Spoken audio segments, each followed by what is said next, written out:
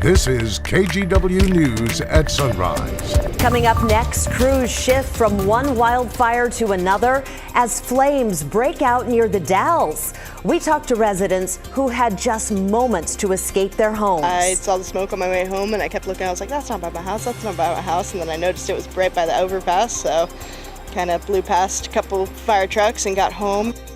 Crews monitored conditions overnight. We'll have the latest numbers coming up. Plus, a Bill of Rights for college athletes. That's what lawmakers, including a senator from Oregon, would like to see. We're going to break down what those rights include. Plus, we are out live in Hillsborough this morning where the Helvetia Swiss Festival is happening. It starts tomorrow. They're wrestling. At first, I thought that was Devin Haskins. He's our reporter out there, but no. I guess that's a very Swiss thing to do. It's a specific type of wrestling. That's just part of what you will see this weekend. Our Sunrise team is going to be checking in with us shortly. Woo! Working up a sweat, and it's barely 5 o'clock. Hey, happy Friday, everyone. Thank you so much for joining us today. Rod, Nina, and Drew are all off. Daisy Caballero and I are holding down the fort. I was joking. We're like, in black today, kind of. We're twinsing. R.I.P. for the work week. We are almost done, girl. Absolutely. I'm like, it's Friday. I can't believe it. It's been such a week, but we made it to the weekend, Brenda. We did, right? and the temps are starting to go up again? The temperatures are starting to go up again. We'll talk more about the full forecast in just a little bit, but go in and take a look at the beautiful view off of our Wells Fargo sky camera. We're at 59 degrees right now, as you can see here as we're looking down in the Portland metro area. Now, if you're liking these cooler temperatures, again, I'm so sorry because it's really going to start to warm up. Not a whole ton as we're looking to the afternoon hours. We'll see around 69 degrees, but come later night hours, right around 4 and 5 o'clock, we'll potentially see some temperatures in those mid to low 80s. Daisy, thank you. We want to start off this half hour with some breaking news. Police are on the scene of this shooting in downtown Portland. The call came in just after 2 a.m. on 4th Avenue, right between Everett and Davis. A photographer on scene tells us 3 to 4 people were taken into custody. We have reached out to Portland police for any word on a victim, but we haven't heard back yet. We will update you as this investigation continues. Now to the wildfires burning in Oregon. Fire crews are working to put out the Miller Road fire when another fire broke out in the Dalles not far away. Firefighters were able to knock it down, but it's not contained. Crews were monitoring the site all night to make sure that nothing started up again. Alma McCarty spoke with fire crews as they investigated how the fire started. The initial fire calls came in after 9:30 in the morning. Windy conditions fueling the brush fire right off the interstate. Had some pretty significant flame lengths. We did have some structures threatened in the area. Some of those structures were businesses. It's a little too close for comfort. We sent home some people early this morning, just make sure everybody got to stay safe. And homes. I saw the smoke on my way home and I kept looking. I was like, that's not by my house, that's not by my house. And then I noticed it was right by the overpass, so kind of blew past a couple fire trucks and got home. About it, I think. Jesse Byram lives nearby. It scares us, that's for sure. And said officials drove up and down her road with a loudspeaker telling people to evacuate. After several hours, she returned home. I actually put a dog kennel in the back of my truck and I threw the 4 indoor cats in there, and I have 2 dogs I threw in the back seat, and then I have chickens and pigeons in the back, and I just opened up the doors and prayed that they'd run if it got too close because I have too many to be able to take with me anywhere. The Wasco County Sheriff's Office issued Level 2 evacuations for others in the area before bringing those down to a Level 1 as fire crews got the flames under control. In this case, if it would have jumped Highway 197 behind us, then it would have had an opportunity to grow much larger. Fire Chief Robert Palmer says they're seeing more grass fires more often. I think the people in this area, especially Wasco County, are getting used to hearing the level 1, 2, 3 evacuation notices. That's unfortunate in one sense, but when they hear level 1, 2, 3, they take it very seriously. At this time, there's no known cause, though the fire did destroy a homeless camp. Chief Palmer said there are no injuries or fatalities. He said they're fortunate to have stopped the fire when they did, but there's still more work to do. This particular fire needs to be 100% mopped up and 100% lined, so that's going to take time. It'll be operations throughout the night.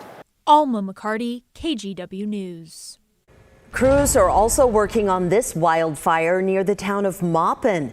The Miller Road fire spread to more than 10,000 acres, making it Oregon's largest fire of the year so far.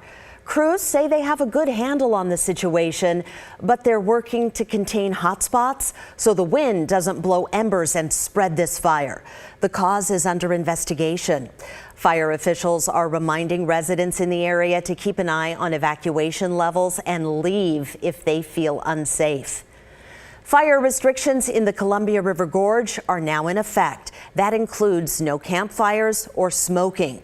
Using a firearm is also restricted, but hunting is allowed if you have a license. Breaking the rules could get you a $5,000 fine. These restrictions will remain in place until November 1st. We are keeping an eye on all of these fires for you. We'll post updates 24/7. Just download our KGW News app or head to our website, kgw.com. Now to some of the other local headlines we're following for you on this Friday morning. In Astoria, the Coast Guard is working to clean up a fuel spill from a sunken ferry.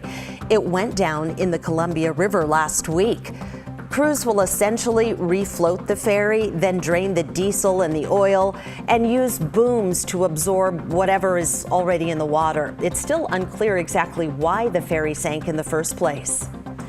And a missing baby in Portland is safe this morning. Police say he was born prematurely, and his mother disappeared with him against hospital advice. A PGE worker who had heard about the missing mother and child on Wednesday spotted their car yesterday in Southeast Portland. PPB responded and found the two in a camper trailer. I mean, we never would have found him. We wouldn't have known to even look there. We had no reason to be in this area. And so he really gets all the credit, and that PG employee is the real hero. Okay, they're calling the little guy Baby Z. He was taken to the hospital as a precaution, but police tell us he appeared to be healthy. That's great news. And those are some of your local headlines. A Bill of Rights for college athletes. That's what some U.S. lawmakers, including a senator from Oregon, would like to see. An opportunity for college athletes to profit on their name, image, and likeness. Now they're introducing legislation to try and make it happen. Orlando Sanchez has more on the push. NIL has made its way to Capitol Hill. With the size of these TV contracts and TV revenues, I think you'd almost answer your question, why not? 5 U.S. senators, including Oregon's Ron Wyden, are introducing the College Athletes' Bill of Rights. Wyden, a former college athlete, is passionate about this. It always came back to me around sort of 3 areas. You want athletes to have a chance to be healthy and to be healthy in the years ahead. You want them to get their education, and you want them to have financial security. The bill allows athletes to market their names, image, or likeness with very few restrictions. It also makes sure athletes can keep their scholarships for as long as it takes to earn their degree. And it aims to improve health and safety standards, as well as establishing a medical trust fund, covering the costs of out-of-pocket medical expenses years after they're done playing. In a press release, Oregon women's basketball star Sedona Prince was quoted in support of the bill, saying she nearly filed for bankruptcy because of medical bills. They're student athletes. We're concerned about their health, concerned about their education, and we want them to have the opportunity when they work hard to have some measure of financial security. And this bill in each of these areas moves in the right direction. The College Athletes' Bill of Rights also strengthens compliance when it comes to Title IX and requires schools to report on a variety of things, like booster donations or even the amount of hours athletes spend at practice, watching film, and traveling. A commission would be created to make sure current athletes know their rights. And everybody to walk away saying they're treated fairly. And that ought to be a big part of what sports are all about. That was Orlando Sanchez reporting. As of now, there is no timetable to pass that bill. Let's step outside on your Friday morning and show you the view from our Wells Fargo Skycam. Isn't that beautiful? You can see just a little tiny outline of Mount St. Helens in the far left corner of that picture. But look at the glow of sunrise. It is picture perfect. Daisy Caballero is joining us this morning. So I just want to introduce you because it's your sunrise debut. She's a new member of our KGW family. She reports and she forecasts. And you were born and raised in Coos Bay. Coos Bay, Oregon. Yeah, so I'm from the state of Oregon. I love that. Love it. Love to be back home. You know, that was the best thing I did because I grew up in McMinnville, went to Baton Rouge to work and then came back home. Best decision ever. Right? So welcome. It's great to have you. Thank you so much, Brenda. So the skies that we're seeing out there and the hot temperatures that are coming, not great for all the wildfires. No, not at all, Brenda. We're actually going to take a quick look at what we're dealing with right now. The National Weather Service has actually issued another red flag warning in the areas that you do see here in the red, a little bit south of Bend, all the way down into the Northern California area. Now, that is going to last, or will start right around 1 o'clock this afternoon and will last into the evening hours, right around 8 o'clock. So we're hoping the winds stay calm or calmer than what they're expecting it to be because everyone's just dealing with a whole bunch of wildfires and we really don't want that. But taking a really quick look at our future wind gusts right now. This is a look right around 10 o'clock, a little bit later into the morning hours. We're seeing 13-mile-per-hour winds in Salem, 5 over in the Dalles. But go ahead and take a look at this. Right around 5 o'clock, we are going to start to gust up over where we have a few of those fires here in our region. But again, we're going to keep our fingers crossed because we don't need any more of those fires. Satellite radar, we're not seeing a whole bunch of activity, and that's all thanks to a high pressure system, which is another reason as to why we're seeing these warmer conditions. But a little bit later into the day, we are maybe going to see a few of those scattered clouds making their way. There is potential for some isolated thunderstorms over into the eastern portion of our area.